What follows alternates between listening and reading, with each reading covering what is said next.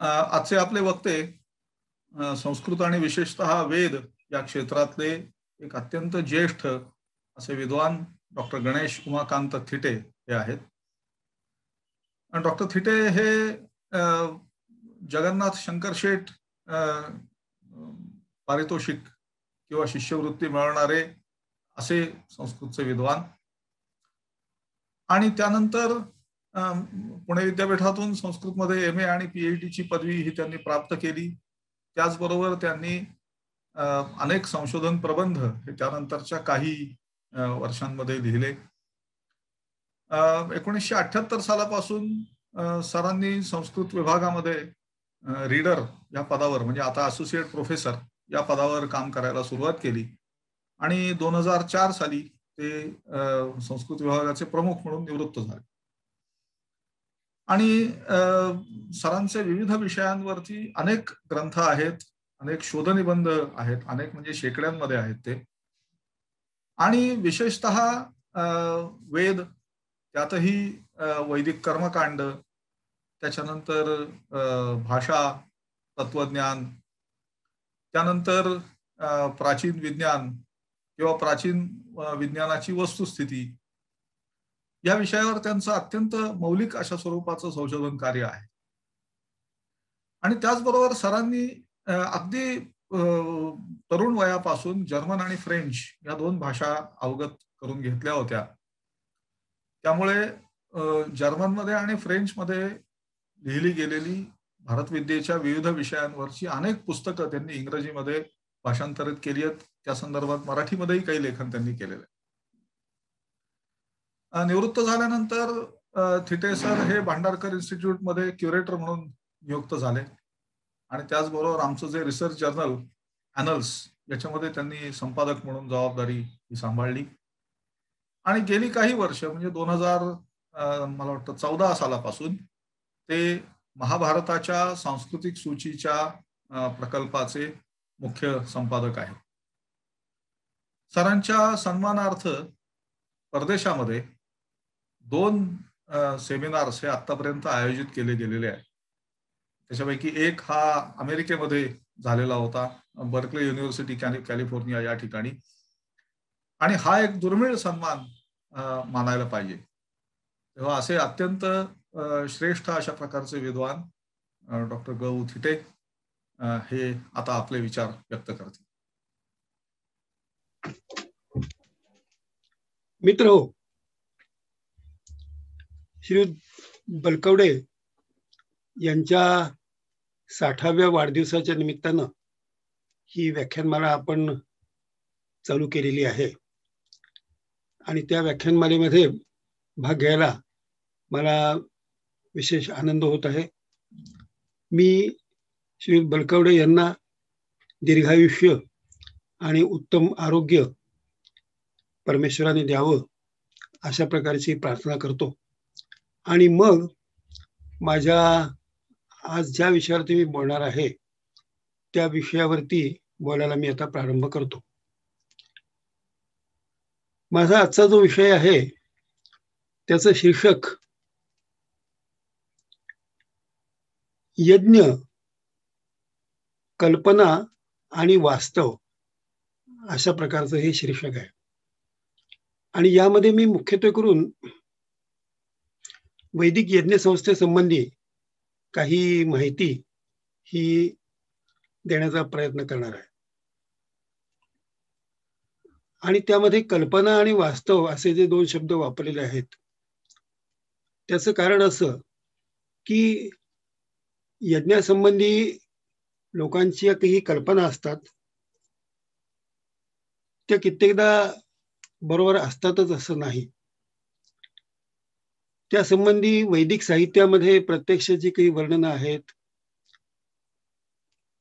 तसंच त्या संबंधी जे काही संदर्भ आहेत ते काय आहेत, तसंच वैदिक यज्ञ याचं नेमकं स्वरूप काय, त्याचा उद्देश काय, आज त्या वैदिक यज्ञाची स्थिती काय आहे, यासारखे प्रश्न हे आपण आजच्या या व्याख्यानाच्या निमित्ताने विचारात घेणार आहोत.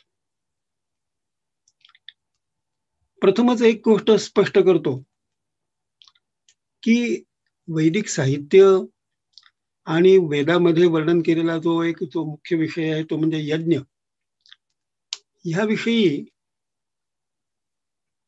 सामान्य लोकांमध्येच केवळ नव्हे तर जे संस्कृतचे अभ्यासक आहेत त्यांच्यामध्ये सुद्धा खूप अज्ञान आणि गैरसमज आहेत.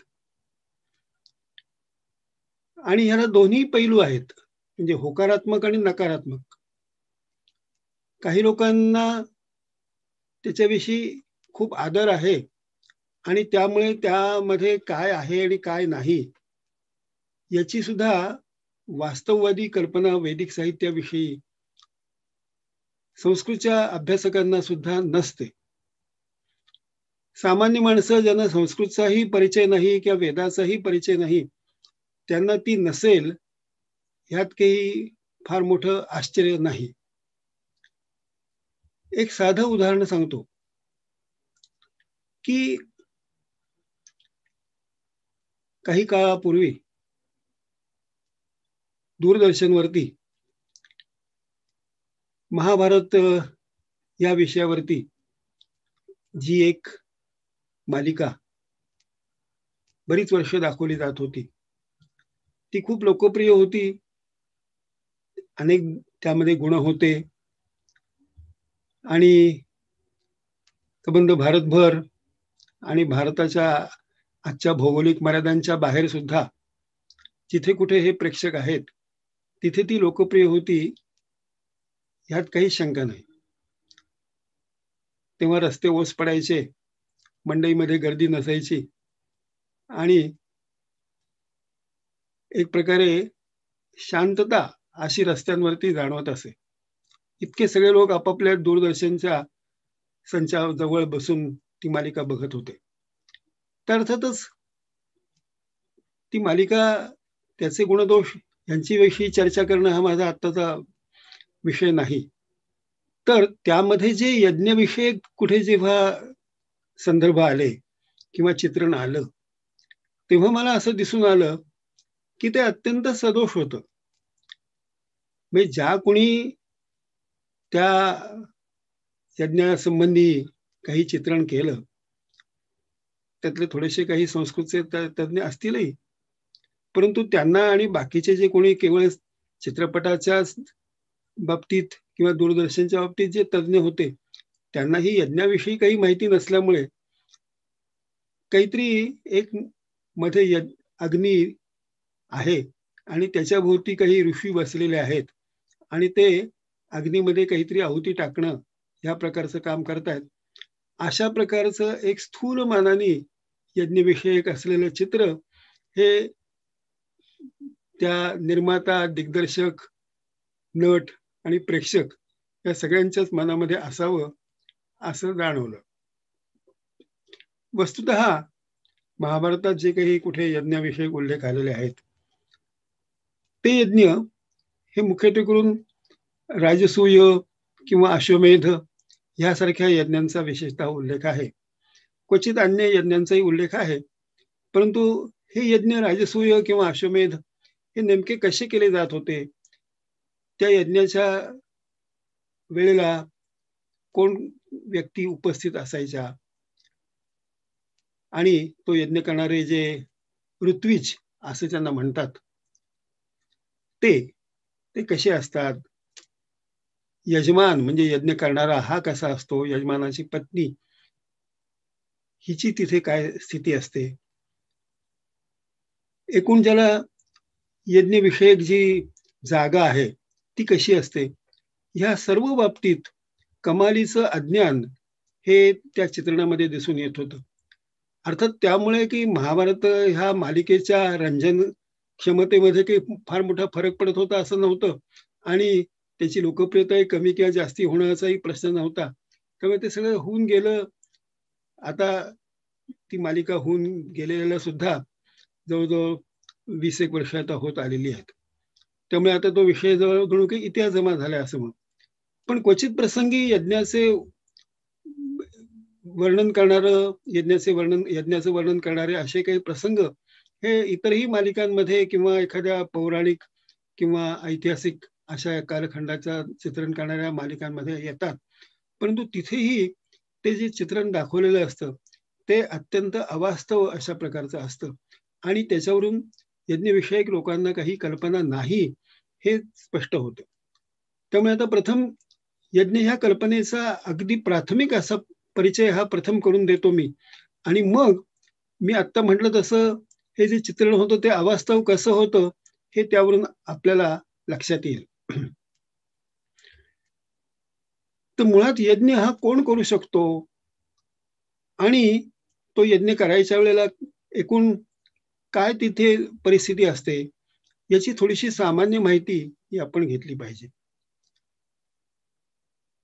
वैदिक विचारसरणीनुसार प्रत्येक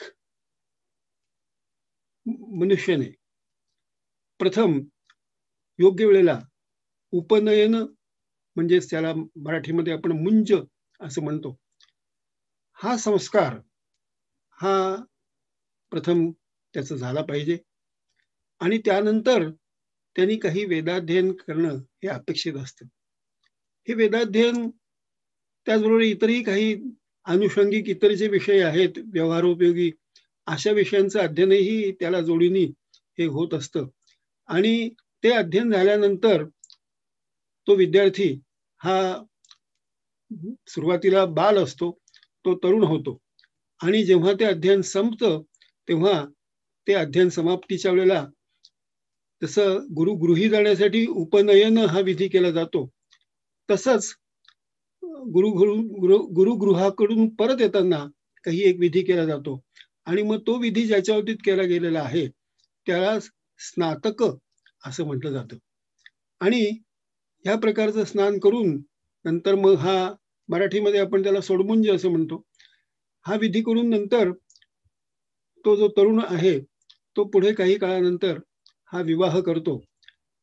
ह्या विवाहाचा बाबतीत सुद्धा एक आपण लक्षात ठेवलं पाहिजे की विवाहाचे इतर सामाजिक किंवा सांस्कृतिक असे बरेच पैलू आहेत, परंतु त्याचा कर्मकांडाच्या दृष्टीने एक महत्वाचा पैलू असा की विवाह हा सुद्धा एक गृह्य म्हणजे घरगुती ज्याला मराठीमध्ये म्हणता येईल अशा प्रकारचा हा एक यज्ञ असतो आणि त्या रूपाने त्या व्यक्तीच्या जीवनामध्ये यज्ञ कर्माला सुरुवात होत असते.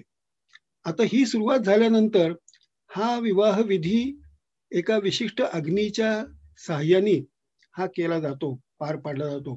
म्हणून अग्नीच्या साक्षीने विवाह होणं हे महत्वाचं असल्यामुळे तशा प्रकारचा जो विवाह आहे तोच अधिकृत असा विवाह मानला जातो. तर अशा प्रकारे ज्या अग्नीच्या साह्याने किंवा त्या साक्षीने हा विवाह विधी केला जातो, तो जो अग्नी असतो हा अग्नी ज्याचा विवाह झालेला आहे त्या विवाहित माणसानी पुढे आयुष्यभर तो जपून ठेवायचा असतो आणि दररोज त्या अग्नीच्या साह्याने काही कर्मकांड करायचं असतं आणि हे जे काही कर्मकांड करायचं असतं ह्या कर्मकांडालाच गृह्य कर्म असा शब्द आहे. म्हणजेच यज्ञाचे गृह्य ह्या स्वरूपाचे काही प्रकार जे आहेत ते प्रकार हे प्रत्येक मनुष्याच्या विवाह झाल्यानंतर त्याचं जे गृहस्थ ह्या प्रकारचं जीवन आहे त्या जीवनामध्ये त्या प्रकारच्या कर्मकांडाला सुरुवात होत असते आणि हे कर्मकांड त्यांनी अर्थातच पुष्कळ प्रकारचं कर्म आहे ते कर्मकांड करत करत त्याचं आयुष्य सगळं जात असतं आणि शेवटी जेव्हा तो मनुष्य मरतो तेव्हा सुद्धा ह्या अग्नीच्याच साह्याने त्याच्यावरती अंत्यसंस्कार केला जातो आणि अशा रीतीने तो मनुष्य त्याचा देह आणि हा अग्नी या दोघांचीही एक प्रकारे तिथे अधिकृत रीतीने समाप्ती होते असं थोडक्यात म्हणता येईल. आता हा जो विवाह विधी आहे हा मगाशीच म्हटलं तसा एक प्रकारचा तो सुद्धा एक यज्ञ आहे आणि तो गृह्य ह्या स्वरूपाचा यज्ञ आहे आणि या यज्ञामध्ये पुन्हा प्रत्यक्ष कर्मकांड नेमकं वैदिक साहित्यात कसं सांगितलेलं आहे हे माहिती नसल्यामुळे अनेकदा त्याचं सुद्धा जे चित्रण आपल्याला दूरदर्शनवरती किंवा काही चित्रपटांमध्ये जे दिसतं ते अत्यंत सदोष अशा प्रकारचं दिसतं. हे अनेकांना लक्षात येत नाही. कशा प्रकारे विवाह होत असतो आणि कशा प्रकारे हे कर्मकांड केलं जात असतं हे अनेकांना माहिती नाही. या यज्ञामध्ये, विवाहरूपी यज्ञामध्ये बारीक सारीक पुष्कळ विधी आहेत. उदाहरणार्थ लाजहोम म्हणजे लाह्यांचा होम यासारखे विधी आहेत. आणि त्यामध्येच एक महत्वाचा विधी जो आहे तो सप्तपदी या नावाचा आहे. तर सप्तपदी याचा अर्थ 7 पावलं टाकणं. तर ही सप्तपदी ही ती जिचा विवाह होत असतो अशी वधू ही 7 पावलं टाकत असते. तर सप्तपदी याचा अर्थ 7 पावलं टाकणे. आणि याचं सिनेमांमध्ये किंवा दूरदर्शनमध्ये मात्र जे चित्रण केलं जातं ते 7 फेरे या शब्दांनी केले जात असतं. आणि आपल्याला अनेक चित्रपटांमध्ये किंवा दूरदर्शन मालिकांमध्ये ही गोष्ट माहिती असेल की या 7 फेरे ह्या कल्पनेला फार महत्व दिलेलं असतं. आणि एकदा ते 7 फेरे झाले की विवाह झाला, आणि 7 फेरे झाले नाहीत तोपर्यंत तो विवाह झाला नाहीये. समजा 3च फेरे झालेले आहेत आणि मधल्याच काळामध्ये एखाद्या त्या वधूचा जो पहिला प्रियकर असतो तो येतो, धावत येतो, आणखीन तिच्या मनाविरुद्ध होणाऱ्या विवाहामध्ये तो काहीतरी अडचण निर्माण करतो आणि त्या वधूला घेऊन जातो आणि मग स्वतंत्रपणे विवाह करतो. अशा प्रकारचं एक कथानक दाखवलेलं असतं.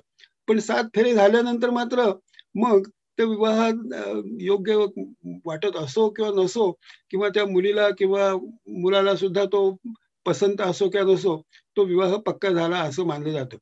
तर ही जी 7 फेरे ही कल्पना या हिंदी चित्रपटांनी किंवा दूरदर्शन मालिकांनी इतकी पक्की प्रेक्षकांच्या मनामध्ये ठसवलेली आहे की 7 फेरे आणि विवाह हे जणू एकमेकांचे पर्यायवाचक शब्द झालेले आहेत.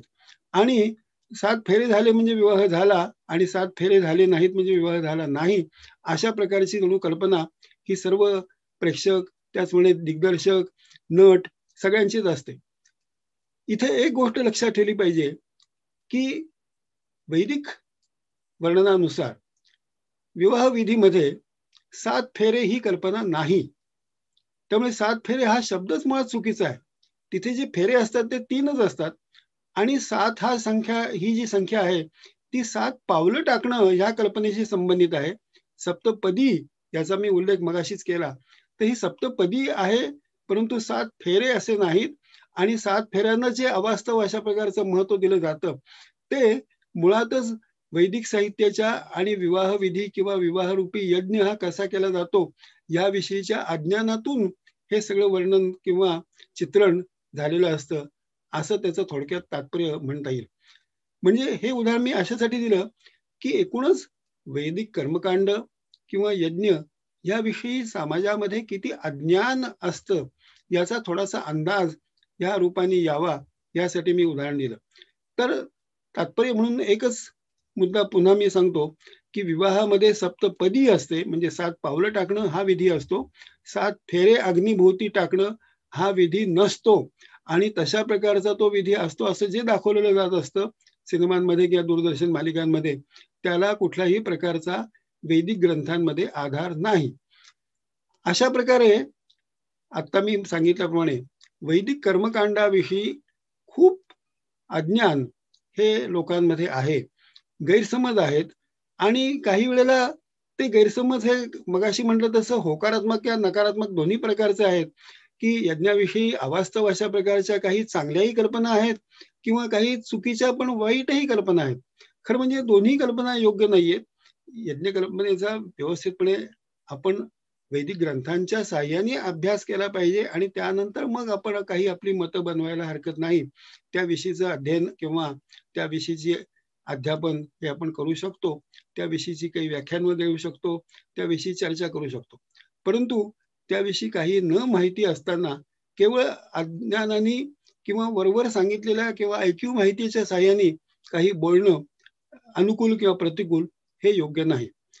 आता अशाच प्रकारे मगाशी मी सांगितलं की एखादा मनुष्य जेव्हा विवाहित होतो तेव्हा हा अग्नी विवाहाच्या वेळेला जो वापरलेला अग्नी आहे, ह्या अग्नीचं जतन त्या माणसाने जन्मभर करायचं असतं. ह्या अग्नीला गृह्य अग्नी असं म्हणतात. आणि ह्या अग्नीच्या साह्याने त्याला जे काही पुढे कर्मकांड करायचं असतं ते तो करतो आणि ते आयुष्यभर ते करत राहतो. आणि त्याचं गृहस्थ जीवन जेव्हा संपतं तेव्हाच हे अर्थात गृह्य कर्मकांड हेही संपतं. याचा अर्थ असा की जोपर्यंत तो मनुष्य हा गृहस्थ आहे, याचा अर्थ पती आणि पत्नी हे दोघेही हयात आहेत, तोवरतीच हे अग्निकार्य होऊ शकतं. म्हणजेच काही कारणाने दुर्दैवाने समजा एखाद्या विवाहित माणसाची पत्नी ही गेली किंवा त्यांनी घटस्फोट घेतला किंवा काही कारणाने दुरावा निर्माण झाला, तर त्याचा हे सर्व कर्मकांड करण्याचा अधिकार हा आपोआपच नष्ट होतो. त्यामुळे कर्मकांड करण्यासाठी किंवा यज्ञ करण्यासाठी एखादा मनुष्य हा विवाहित असणं हे अत्यंत आवश्यक आहे.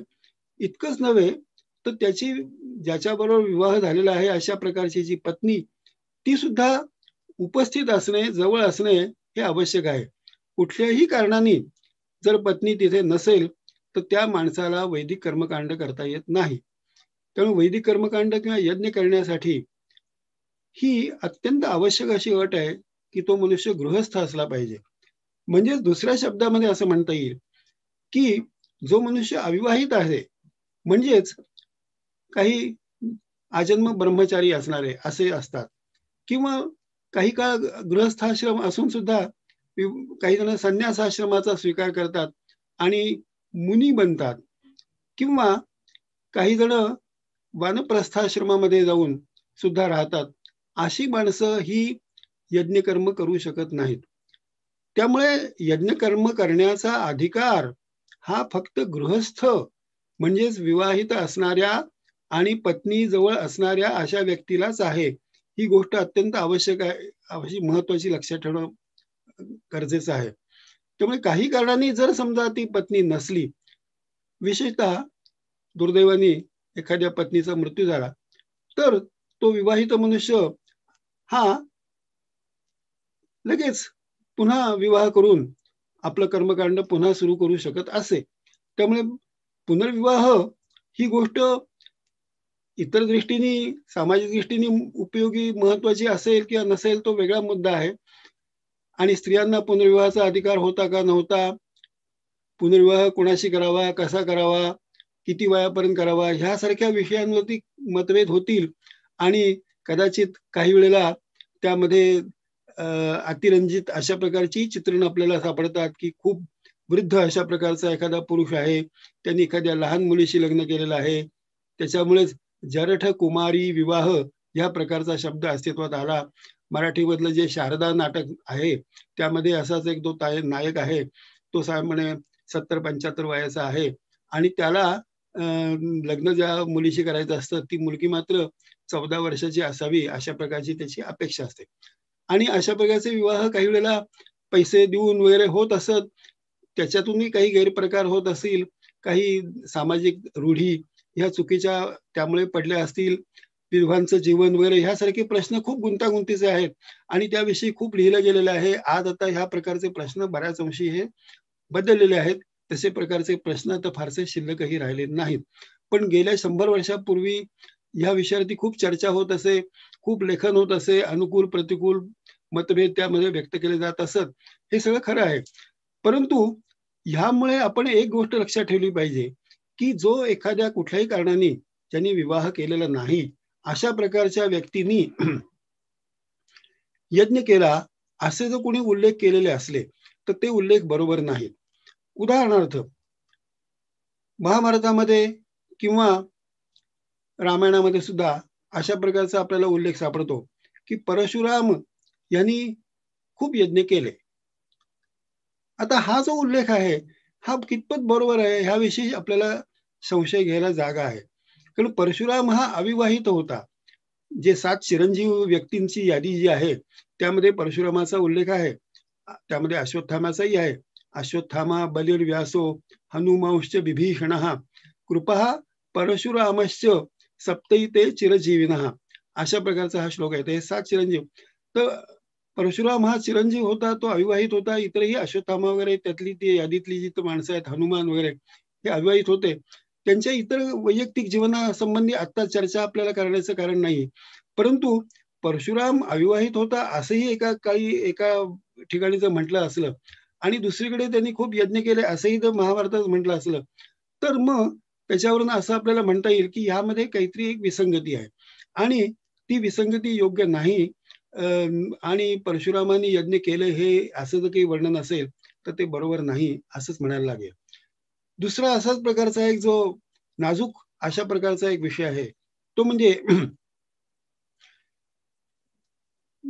भगवान श्रीराम यांनी सीतेचा त्याग केला. आता तो त्याग योग्य का अयोग्य हा आत्ताचा विषय नाही आपला, पण त्यांनी त्याग केला ही कथानकाच्या दृष्टीने एक वस्तुस्थिती. आणि त्यानंतर मग त्यांनी काहीतरी यज्ञ केला अशा प्रकारचं वर्णन हे रामायणात आहे. आता जेव्हा यज्ञ केला तेव्हा रामाने सीतेचा त्याग केलेला होता. राम हा एकपत्नी व्रती म्हणून अत्यंत प्रसिद्ध आहे. तोही मुद्दा त्याच्याविषयी काही विवाद किंवा चर्चा करण्याचं कारण नाही. त्यामुळे रामाने दुसरा विवाह केलेला नव्हता हेही स्पष्ट आहे. मग तो यज्ञ कसा करू शकेल असा प्रश्न निर्माण होतो. आणि ह्या प्रश्नाचं उत्तर प्राचीन काळामध्ये रामायणामध्ये किंवा अन्य कुठल्याही ग्रंथामध्ये दिलेलं नाही. तर ही एक प्रकारची विसंगती आहे. मगाशी जे म्हटलं की यज्ञविषयक जे काही अज्ञान, त्या अज्ञानातून काही कथानक किंवा काही वर्णन ही निर्माण झालेली आहेत, त्यापैकीच हे वर्णन आहे. आणि त्या यज्ञाच्याच वेळेला मग पुढे लव आणि कुश यांची भेट होते रामाची वगैरे. आणि मग हळूहळू पुन्हा सीतेचा पुन्हा भेट झाल्यानंतर मग त्यांचं मिलन होतं वगैरे. अशा प्रकारचं कथानक उत्तर रामचरित या नाटकामध्ये दाखवलेलं आहे. दुसऱ्या काही कथानकानुसार सीता तिथे येते, परंतु सीता ही आणि राम यांचं पुनर् मिलन होत नाही. तर तिथे पुन्हा ती दिव्य करते आणि भूमीमध्ये स्वतःला मिसळून टाकते सीता. अशा प्रकारचं कथानक आहे. परंतु माझा मुद्दा एवढाच आहे आता इथे की राम हा एकपत्नी व्रती होता. त्यांनी सीतेचा त्याग केलेला होता. अशा परिस्थितीमध्ये सीतेचा त्याग केल्यानंतर त्याला यज्ञ करण्याचा अधिकार राहिलेला नाही. परंतु तरी सुद्धा त्यांनी यज्ञ केला अशा प्रकारचं वर्णन आहे.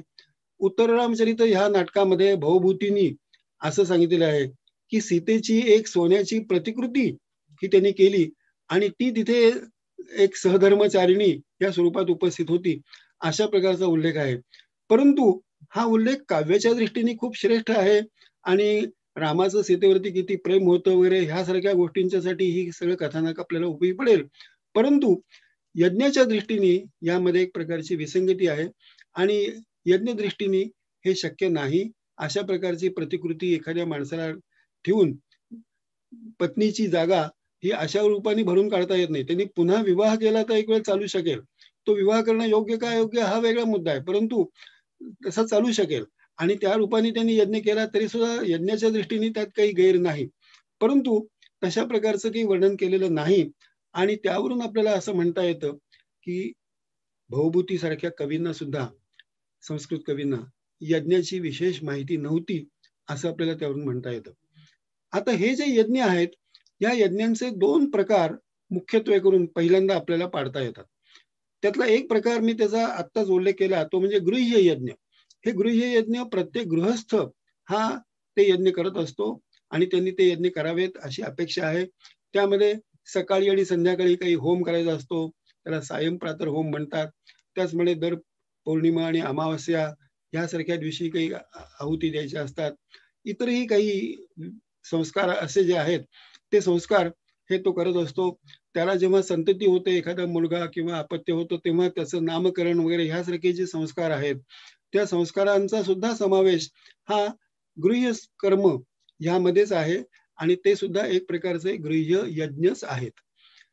ज्याप्रमाणे एखादा विद्यार्थी हा शिक्षण घेताना काही MA झाला की काहींना असं वाटतं की आपण संशोधन करून PhD किंवा आणखीन काही एखादी पदवी मिळवावी आणि तशा प्रकारे ते प्रयत्न करतात आणि ते मिळवतातही.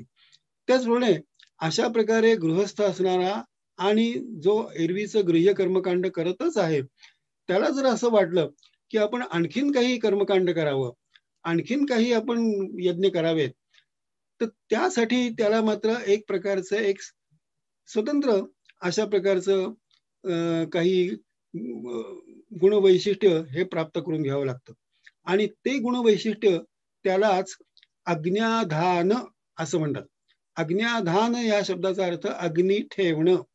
आणि अज्ञाधान म्हणजेच अग्नी ठेवण्याची कृती ज्यांनी केलेली आहे त्याला आहिताग्नी असा शब्द आहे. आहिताग्नी या शब्दाचा शब्दशः अर्थ ज्याने अग्नीची स्थापना केलेली आहे असा. तर अशा प्रकारे तो आहिताग्नी तो व्हावा लागतो. अज्ञाधान हा एक प्रकारचा विधी आहे, तो करावा लागतो. आणि मग त्याला आणखीन काही यज्ञ करता येतात. आता हे जे यज्ञ करता येतात असं जे मी आता सांगितलं, या यज्ञांना एक विशिष्ट तांत्रिक असं एक नाव आहे, ते म्हणजे श्रौत यज्ञ. तर श्रौत यज्ञ आणि गृह्य यज्ञ असे हे यज्ञांचे दोन मुख्य प्रकार हे झाले. श्रौत यज्ञामध्ये जो श्रौत हा शब्द आहे त्याचा शब्दशः अर्थ श्रुती या ग्रंथांशी म्हणजेच श्रुती म्हणजेच वेद या वैदिक ग्रंथांशी संबंधित असलेले यज्ञ म्हणजे वैदिक यज्ञ त्यांना श्रौत यज्ञ असं म्हणतात. आणि हे जे श्रौत यज्ञ आहेत यांचं वर्णन हे मुख्यत्वे करून यजुर्वेदाचे जे ग्रंथ आहेत वैदिक साहित्यापैकी त्या ग्रंथांमध्ये, त्याचमुळे ज्या ग्रंथांना ब्राह्मण ग्रंथ असं तांत्रिक नाव आहे त्या ग्रंथांमध्ये या श्रौत यज्ञांचं वर्णन आपल्याला सापडतं. आणि त्यांच्याच आधाराने पुढे रचले गेलेले जे आणखीन काही ग्रंथ आहेत त्यांना वेदांग ग्रंथ असं म्हणतात. त्या वेदांग ग्रंथांमध्ये श्रौत सूत्र या प्रकारचे जे काही यज्ञाचं वर्णन करणारे ग्रंथ आहेत त्यामध्ये सुद्धा या श्रौत यज्ञांची आपल्याला तपशीलवार माहिती कळते. आता या श्रौत यज्ञांचे सुद्धा मुख्यत्वे करून प्रमुख असे दोन प्रकार आहेत.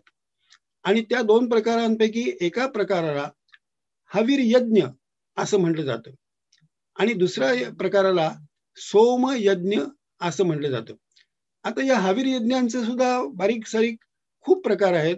आत्ता ज्याचा मी उल्लेख केला अज्ञाधान, तो सुद्धा एक हवीर यज्ञच आहे. आणि त्याबरोबरच दुसरे काही जे प्रमुख अशा प्रकारचे काही हवीर यज्ञ आहेत त्यापैकी एक दोघांची नावं मी आता सांगतो. ते म्हणजे अग्निहोत्र. तर अग्निहोत्र हा सुद्धा एक श्रौत यज्ञाचा प्रकार आहे. आणि हा प्रकार अग्निहोत्र या स्वरूपाचा हा जो विवाहित गृहस्थ आहे त्यांनी सुद्धा अग्नीचं आधान केल्यानंतर मगच त्याला ते अग्निहोत्र करता येतं. म्हणजे कुठला तरी एखादा मनुष्य हा काही प्रकारची त्याला वैदिक साहित्याची माहिती नाही, अध्ययन केलेलं नाही, जो विवाहित आहे का नाही हे आपल्याला माहिती नाही, असा मनुष्य अग्निहोत्र हा विधी करू शकत नाही. तर जो मगाशी सांगितल्याप्रमाणे यज्ञ कर्म करण्याची जी पूर्व पात्रता ती ज्यांनी मिळवलेली आहे आणि अग्न्याधान म्हणजे अग्नीची स्थापना करणे ह्या रूपाने ज्यांनी अग्नीची स्थापना केलेली आहे त्यालाच अग्निहोत्र विधी करता येतो. आता अग्न्याधान या शब्दाचा अर्थ मी सांगितला की अग्नी ठेवणं.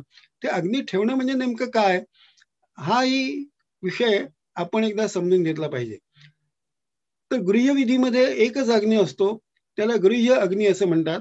आणि हा जो गृह्य अग्नी आहे त्या खेरीज असे 3 अग्नी यांची स्थापना केली जाते, तेव्हा त्या माणसाला श्रौत यज्ञ करण्याचा अधिकार प्राप्त होतो. आता हे जे श्रौत अग्नी जे आहेत किंवा 3 अग्नी आहेत हे कोणते याची मी प्रथम नुसती नावं सांगतो. ही नावं म्हणजे त्यातल्या एका अग्नीला गार्हपत्य असं म्हणतात. गार्हपत्य शब्द हा गृहपती या शब्दावरून बनलेला आहे. गृहपती म्हणजे घराचा अधिपती, मालक असा त्याचा शब्दाचा अर्थ आहे. तर त्या गृहपतीशी संबंधित असलेला अग्नी तो गार्हपत्य अग्नी. दुसऱ्या अग्नीचं नाव आहवनीय असं आहे. तर आ अधिक हवनीय याच्यामध्ये हू असा धातू आहे, तर त्यामध्ये आहुती दिली जात असल्यामुळे त्याला आहवनीय असं म्हटलं जातं. किंवा त्याचा संबंध व्हे या धातूशी असेल आणि अग्नीचं निमंत्रण किंवा ज्याला बोलवलं जातं ज्यामध्ये अशा प्रकारचा अग्नी असाही अर्थ त्याचा करता येईल. आणि तिसरा अग्नी त्याचं नाव दक्षिण असं आहे. दक्षिणेचा शब्दशः अर्थ कुशल असा आहे. मराठीमध्ये दक्ष हा शब्द आपल्याला माहिती आहे. तर दक्ष, दक्षिण आणि दक्षिण शब्दाचा दुसरा एक अर्थ उजवा हाही आहे. दक्षिण दिशा ही आपण पूर्वेकडे तोंड करून उभा राहिल्यानंतर उजव्या बाजूला दक्षिण दिशा येत असल्यामुळे दक्षिण दिशा या अर्थी दक्षिण शब्द वापरला जातो. असे हे जे 3 अग्नी आहेत, या 3 अग्नींची प्रथम स्थापना करून मग अहिताग्नी झालेल्या माणसाने जे यज्ञ करायचे त्यामध्ये अग्निहोत्र हा एक प्रमुख अशा प्रकारचा यज्ञ आहे. आता अग्निहोत्र यामध्ये काय केलं जातं, तर अग्निहोत्र विधी हा सायंकाळी आणि सकाळी असा दिवसातून 2दा केला जातो. आणि हा जो विधी आहे या विधीला नित्य अशा प्रकारचं स्वरूप आहे. म्हणजेच तो यज्ञ हा प्रत्येक अहिताग्नींनी करणं हे आवश्यक आहे. कारण यज्ञांचं जे वर्गीकरण करण्याचे विविध जे प्रकार आहेत त्यामध्ये श्रौत गृह्य हा प्रकार एक सांगितला. श्रौत यज्ञांमध्ये हवीर यज्ञ, सोमयज्ञ हाही एक प्रकार सांगितला. तसंच एक दुसराही प्रकार आहे, तो म्हणजे काही यज्ञांना नित्य असं म्हणलं जातं. म्हणजे ते यज्ञ हे त्या यजमानांनी म्हणजे यज्ञ करणाऱ्या माणसांनी हे केलेच पाहिजेत अशा प्रकारचे ते यज्ञ असतात. काही कर्मांना काम्य असा शब्द वापरला जातो. काम्य याचा शब्दशः अर्थ इच्छा, विशिष्ट इच्छेच्या पूर्ततेसाठी केला जाणारा यज्ञ. उदाहरणार्थ एखाद्या माणसाला आपल्याला खूप धन मिळावं अशी अपेक्षा असेल, किंवा पाऊस पडावा, पीक चांगलं यावं, किंवा इतरही काही व्यावहारिक ज्या इच्छा आहेत, उदाहरणार्थ आपल्याला पुत्र संतती व्हावी वगैरे, तर ह्यासाठी काही विशिष्ट जे यज्ञ कर्म केले जातात त्यांना नैमित्तिक, नित्य आणि काम्य असे हे जे शब्द आहेत त्यापैकी काम्य हा शब्द वापरला जातो. आणि आणखीन एक प्रकार जो राहिला तो म्हणजे त्याला नैमित्तिक हा शब्द वापरला जातो. नैमित्तिक म्हणजे निमित्त, कुठलं तरी कारण घडल्यामुळे करावयाचे अशा प्रकारचे यज्ञ. उदाहरणार्थ काही वेळेला भूकंप झाला, काही दैवी अशा प्रकारची आपदा कधी कधी येते, किंवा निसर्गात काही घटना ह्या अशा घडतात की आकाशामध्ये धूमकेतू येतो, किंवा एरवी ज्याला सामान्यपणे परिचित नसलेल्या अशा प्रकारच्या घटना ह्या घडतात, तेव्हा त्यांची शांती होण्यासाठी काही कर्म केली जातात की असं पुन्हा होऊ नये, त्यामुळे लोकांमध्ये अनर्थ घडू नयेत यासाठी म्हणून केली जाणारी जी कर्म आहेत ती विशिष्ट निमित्त घालल्यामुळे ती घडत असतात. समजा भूकंप झाला नाही तर तो यज्ञ करण्याची गरज नसते, परंतु भूकंप झाला किंवा आणखीन काही एखाद्या प्रकारे वादळ झालं किंवा विशिष्ट प्रकारची काही संकट आली तर ते यज्ञ केले जातात. हे विशिष्ट निमित्ताने केले जाणारे यज्ञ आहेत, त्यांना नैमित्तिक असं म्हणतात. अशा प्रकारे नित्य नेहमी करायचे यज्ञ, नैमित्तिक म्हणजे विशिष्ट निमित्त निर्माण झाल्यानंतर करायचे यज्ञ, आणि काम्य म्हणजे काही विशिष्ट इच्छेच्या पूर्ततेसाठी करायचे यज्ञ. अशा प्रकारेही यज्ञांचं वर्गीकरण केलं जातं. तर हे जे सगळे वर्गीकरण गेले जाणारे यज्ञ जे आहेत त्या यज्ञांपैकी अग्निहोत्र हा विधी नित्य आहे. म्हणजे जो अहिताग्नी झालेला आहे त्यांनी तो विधी करायलाच पाहिजे. आणि समजा काही कारणाने उदाहरणार्थ एखादा मनुष्य त्याच्या नेहमीच्या राहण्याच्या ठिकाणापासून किंचित दूर जाणार असला तर, आणि दुसरीकडे जाऊन काही एक 8-10 दिवस राहणार असला तर काय करावं, यासाठी मग काही पर्यायी उपाययोजना किंवा व्यवस्था केलेली आहे. एरवी एखादा दिवस समजा काही किंवा एखादे 2-4 तासच एखादा मनुष्य स्वतःच्या घरापासून दूर जाणार असला आणि त्यामुळे त्याला ते कर्म करणं शक्य नसलं तर अशा वेळेला तो आपला एखादा विद्यार्थी किंवा आपली पत्नी किंवा एखादा नेमलेला नोकर यांच्यातर्फे हे कर्म करून घेऊन ती आपली गरज ही पूर्ण करू शकतो. परंतु समजा जर एखाद्या वेळेला तो जास्ती काळ राहणार असला दुसऱ्या गावी जाऊन, तर अशा वेळेला तिथे जाऊन त्याला ते अग्निहोत्र कर्म करावं लागतं. अशा वेळेला तो ते अग्नी जे आहेत या अग्नींचं स्वतःच्याच ठिकाणी जणू स्थापना किंवा आधान करत असतो. आणि अशा प्रकारे स्वतःच्या ठिकाणी अग्नी गूढ रूपाने ठेवणं यालाच समारोप असा शब्द आहे. तर समारोप याचा अर्थ आपण मराठीमध्ये एखादी गोष्ट संपवणं या अर्थी वापरतो, तसा अर्थ नाहीये. समारोप याचा अर्थ अमुक ठिकाणी एखादी गोष्ट ठेवणे. तर स्वतःच्या ठिकाणी अग्नी ठेवणे याला समारोप म्हणतात. आणि मग दुसरीकडे गेल्यानंतर तिथे आपल्या शरीरातून ते गूढ रूपाने ठेवलेले अग्नी बाहेर काढून तिथे मग काही दिवस तो जर राहणार असला तर तिथे तो अग्निहोत्र करतो. नंतर पुन्हा तो अग्नी पुन्हा स्वतःच्या शरीरात ठेवतो आणि पुन्हा आपल्या गावी आल्यानंतर, आपल्या घरी आल्यानंतर पुन्हा ते अग्नी बाहेर काढून, अर्थात ते सगळं गूढ रूपाने होत असतं, प्रतीक रूपाने होत असतं. शब्दशः काही अग्नी शरीरात ठेवता येत नाही किंवा बाहेर काढता येत नाही, ही गोष्ट उघड आहे. तर हे प्रतीक रूपाने का होईना करून मग हे कर्मकांड केलं जातं. अशा रीतीने हे कर्मकांड हे अखंडपणे हे करायला लागतं. आणि ह्या अखंडपणे केल्या जाणाऱ्या कर्मांना अग्निहोत्र असा शब्द आहे. आणि अग्निहोत्र शब्दामध्ये जो मुख्य विधी आहे तो अग्नीमध्ये दुधाची आहुती देणे हा मुख्य विधी आहे. इथे अर्थातच एक गोष्ट तुमच्या लक्षात येईल की ज्याला अशा प्रकारे वैदिक यज्ञ कर्मकांड करायचं आहे त्या व्यक्तीच्या आर्थिक परिस्थिती संबंधीचा आपल्याला एक थोडासा अंदाज असणं आवश्यक आहे की यासाठी किमान काही खर्च हा त्या व्यक्तीच्या ठिकाणी करण्याची क्षमता असली पाहिजे. आणि कारण हे जे कर्मकांड करायचं त्यासाठी दूध दररोज लागत असल्यामुळे त्याच्याजवळ स्वतःची गाय असणं आवश्यक आहे. आणि गाईचं किमान काहीतरी दूध दररोज त्याला प्राप्त झालेलं असलं पाहिजे. त्याचमुळे मग कधी यज्ञामध्ये तूप याही पदार्थाचा वापर होतो. आणि यज्ञामध्ये ज्या द्रव्याची आणखीन एक आहुती दिली जाते असं एक द्रव्य त्याला पुरोडाश असं म्हणतात. तो पुरोडाश हा शब्द जो आहे त्याचा सुद्धा अर्थ हा आपण समजून घेणं आवश्यक आहे. पुरोडाश शब्दामध्ये दोन भाग आहेत. पुरहा म्हणजे आधी आणि डाश हा जो भाग आहे तो दाश या धातूपासून निर्माण झालेला आहे.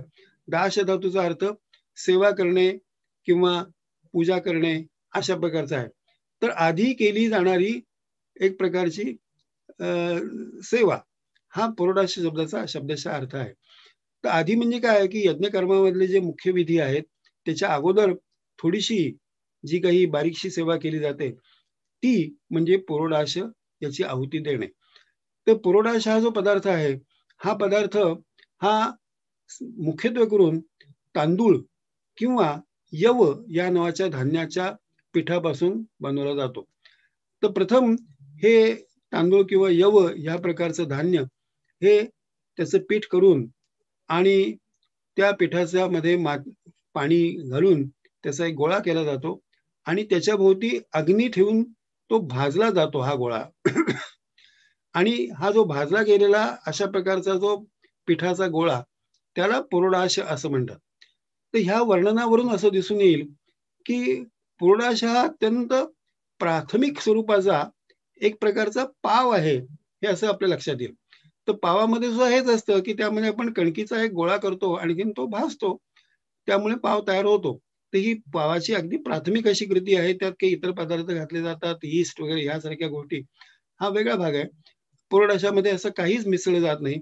पुरोडाशाला कुठल्याही प्रकारची चव नसते. पुरोडाशामध्ये मीठ नसतं, साखर नसतं, काही नसतं. त्यामुळे ते अगदी साधं पीठ असतं. आणि पुरोडाशाची आहुती देताना त्याच्यामध्ये मात्र तुपाचा वापर केला जात असल्यामुळे थोडासा तुपाची मुळे येणारी जी काही थोडीशी चव आहे ती त्यात येते. परंतु ह्याखेरीज त्याला वेगळी अशी चव नसते. तर हा पुरोडाश हा जो आत्ता सांगितला त्या पद्धतीने तयार केलेला जो एक प्रकारचा पाव आहे तांदूळाच्या पिठाचा किंवा यवाच्या पिठाचा केलेला पाव जो आहे त्याचा थोडासा एक बारीकसा तुकडा हा अग्नीमध्ये देवतांना उद्देशून टाकला जाणं हा एक दुसरा यज्ञीय कर्माचा भाग आहे. तर अशा प्रकारे मुख्यत्वे करून दूध, तूप आणि पुरोडाश ह्यासारखे हवीर द्रव्याचे जे प्रकार आहेत त्यांच्या सहाय्याने केले जाणारे जे यज्ञ आहेत त्यांना हवीर यज्ञ असं म्हटलं जातं. आता ह्याही यज्ञांच्या मध्ये दुसरा एक जो अग्निहोत्रासारखा दुसरा एक महत्वाचा विधी आहे त्या विधीला दर्श पूर्णमास यज्ञ असं म्हणतात.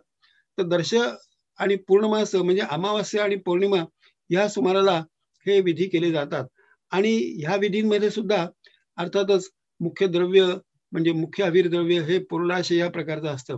तर हे 15 दिवसांनी केले जाणारे यज्ञ आहेत.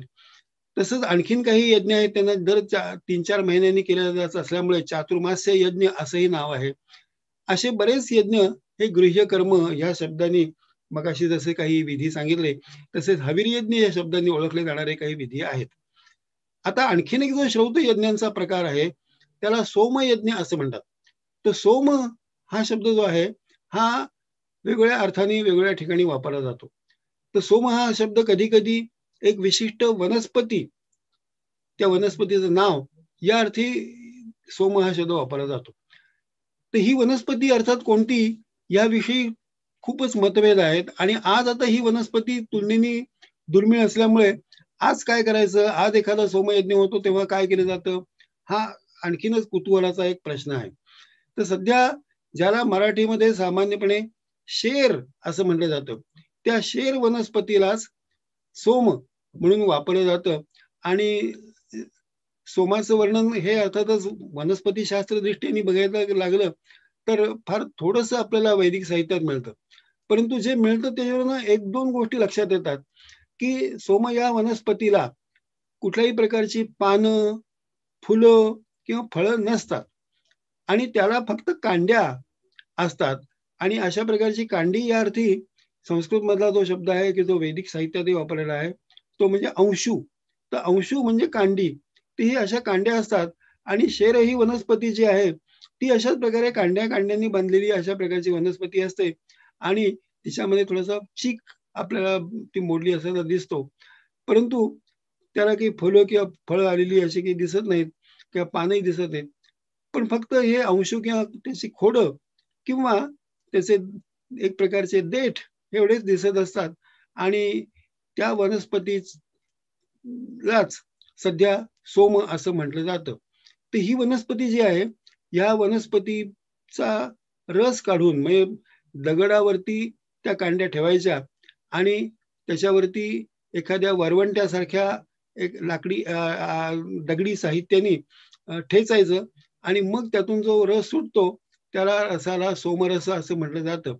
आणि हा रस वेगवेगळ्या प्रकारच्या लाकडी पात्रांमध्ये हा ठेवून दिला जातो. आणि हे जे लाकडी पात्र जे असतात त्यांना ग्रह असा शब्द आहे. ग्रह याचा शब्दशः अर्थ घेणे. तर ज्यामध्ये घेतला जातो रस अशा प्रकारचं पात्र म्हणजे ग्रह. त्या ग्रहांमध्ये तो सोमरस ठेवला जातो आणि या ग्रहातून थोडासा काही भाग हा अग्नीमध्ये देवतांना उद्देशून अर्पण केला जातो, म्हणजेच त्याची आहुती दिली जाते. आणि मग या प्रकारची आहुती दिला गेलेला जो यज्ञ आहे, सोमरस आहे, त्यातील काही सोमरस हा यजमान त्याचमुळे ऋत्विज हे स्वतःही पितात. इथे एक गोष्ट फार आपण महत्वाची लक्षात ठेवली पाहिजे की सोमरस हा शब्द कधी कधी मराठीमध्ये आपण काही वेळेला गमतीने मद्यपान या अर्थी सोमरस पान असा शब्द वापरला जातो. ते अत्यंत चुकीचं आहे. सोम म्हणजे मदिरा किंवा दारू नव्हे, ही गोष्ट आपण लक्षात ठेवणं अत्यंत आवश्यक आहे. सोमरसामुळे कुठल्याही प्रकारची धुंदी किंवा नशा येत नाही. सोमरसामुळे अर्थातच सोमरस जेव्हा अग्नीमध्ये टाकला जातो तेव्हा त्यात थोडंसं दूध आणि थोडासा मध यांचंही मिश्रण केलं जात असतं. त्यामुळे एरवी जसं चहा आपण पितो तो चहाचा मूळ जो काढा असतो त्या काढ्यामध्ये थोडंसं दूध आणि साखर घालून थोडीशी चव येते. त्या चहाने उत्साह किंवा तरतरी काही जणांना येते. तर अशा प्रकारे, परंतु चहा हे काही मादक किंवा धुंदी आणणारं पेय नाही किंवा ते नशा आणणारं पेय नाही, ही गोष्ट सर्व मान्य किंवा सर्व प्रसिद्ध आहे. त्याचप्रमाणे सोमरस हा सुद्धा सोम म्हणजे दारू नव्हे किंवा त्यामुळे नशा किंवा कुठल्याही प्रकारची एक प्रकारची धुंदी ही येत नाही, ही गोष्ट महत्वाची आहे. तरतरी येणं हे एखाद्या माणसाच्या बाबतीत शक्य आहे.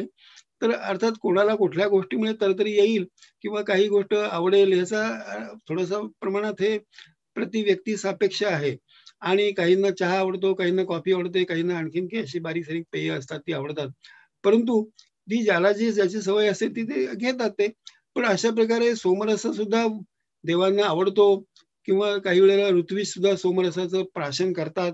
अशा प्रकारचं वर्णन आलं तरी हे वर्णन आल्यामुळे सोमरस म्हणजे कुठल्याही प्रकारचं मादक पेय ठरत नाही, तर ते एक प्रकारचं तरतरी किंवा आनंद देणारं पेय होतं असं म्हणता येईल. तर हे सोमरसाचा वापर ज्या यज्ञामध्ये होतो अशा यज्ञांना सोमयज्ञ असं म्हटलं जातं. आणि मगाशी मी सांगितलं की श्रौत यज्ञांचे दोन प्रकार आहेत.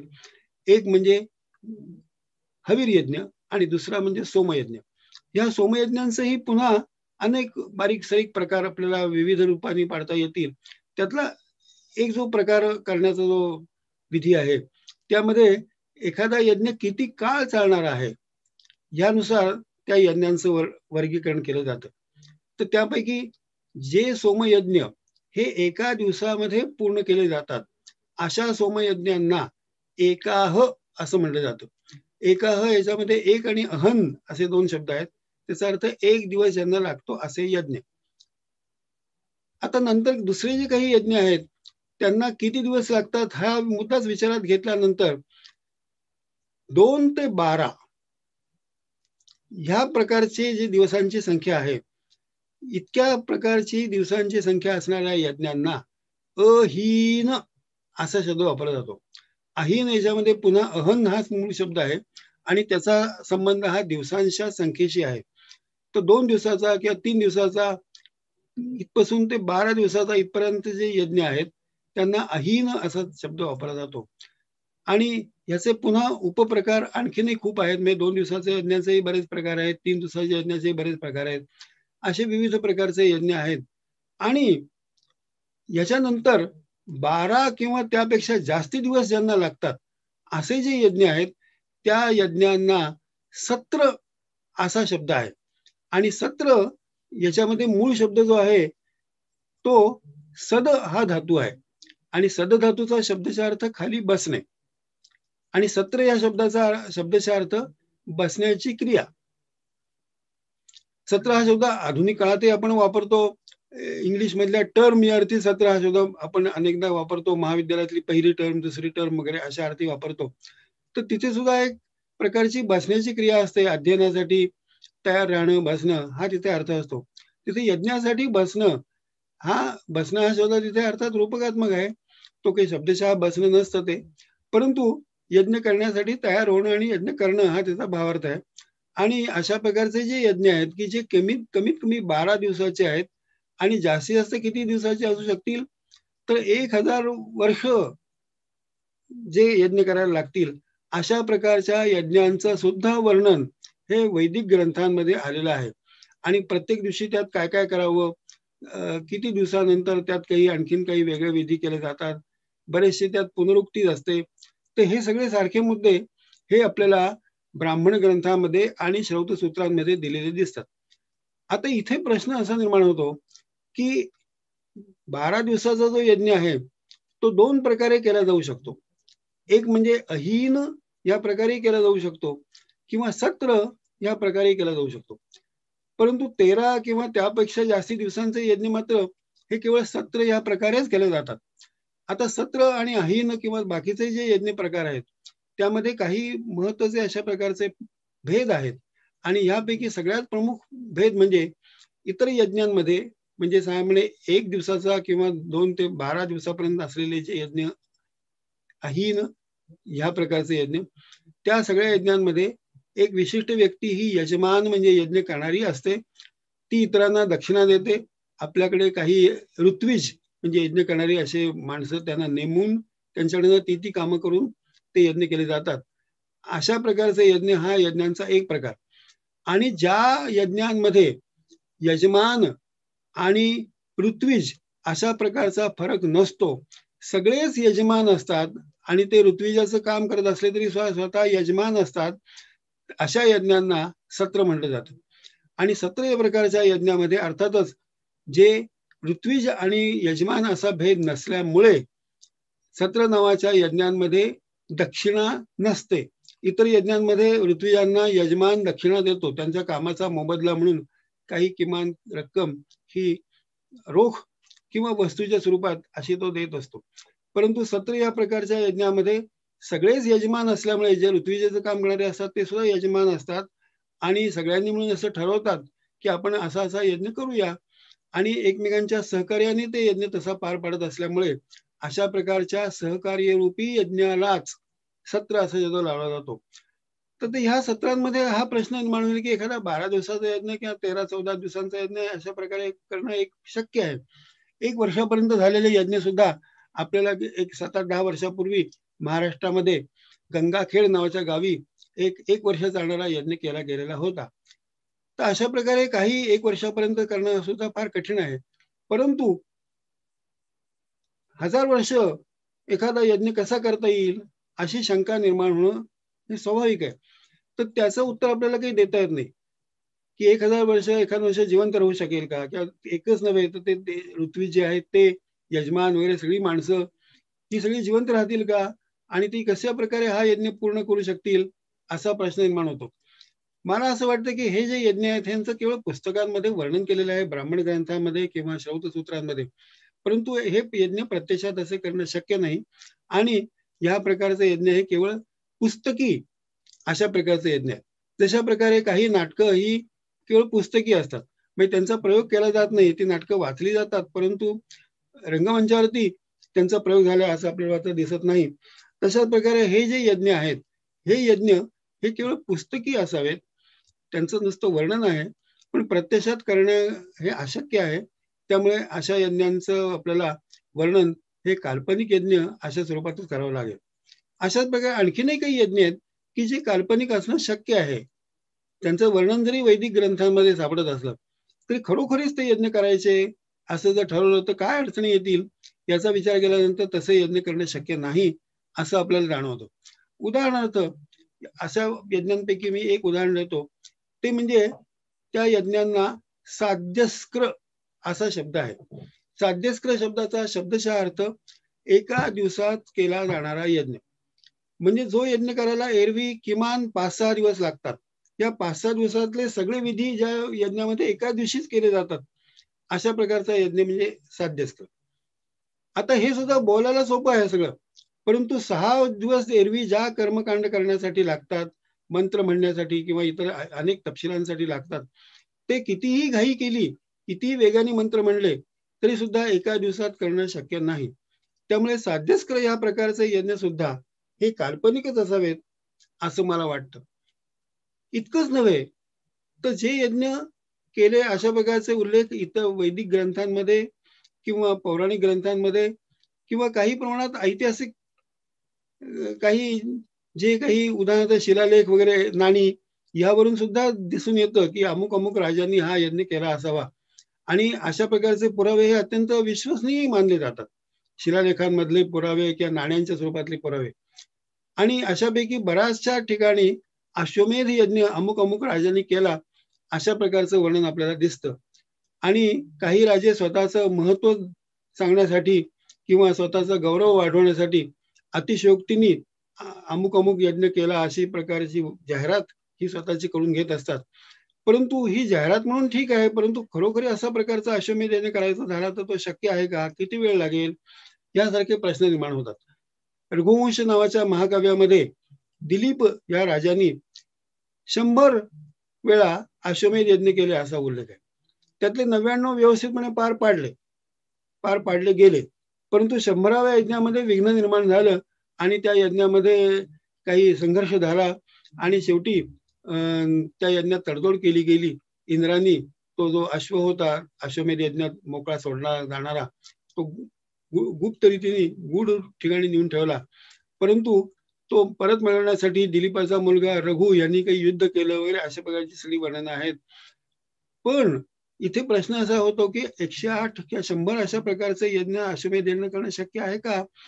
कारण एका यज्ञाला अश्वमेध यज्ञ एकदा करायचं म्हटलं तरी जवळजवळ 15-16 महिन्याचा काळ लागतो. तर इतका काळ एका यज्ञाला लागतो, म्हणजे 100 वेळा किंवा 99 वेळेला हा यज्ञ केला असला तर त्यासाठी जवळजवळ 100-125 वर्ष लागतील. मग तितकं त्या माणसाचं आयुष्य होतं का? आणि आयुष्य होतं म्हणजे ती माणसं किमान 200 वर्षाशी जगत असली तर कदाचित इतके मोठे यज्ञ करणं शक्य आहे.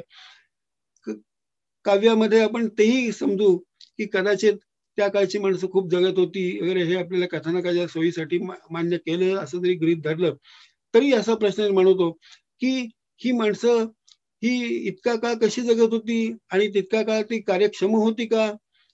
आणि तशा प्रकारचा उल्लेख कवींनी केलेला नाहीये की ती माणसं दीर्घायुषी होती असा उल्लेख करून मग त्यांनी अश्वमेध यज्ञ 99 किंवा 100 वेळा केला आणि 150-200 वर्ष ते जगले असा उल्लेख केला नाहीये.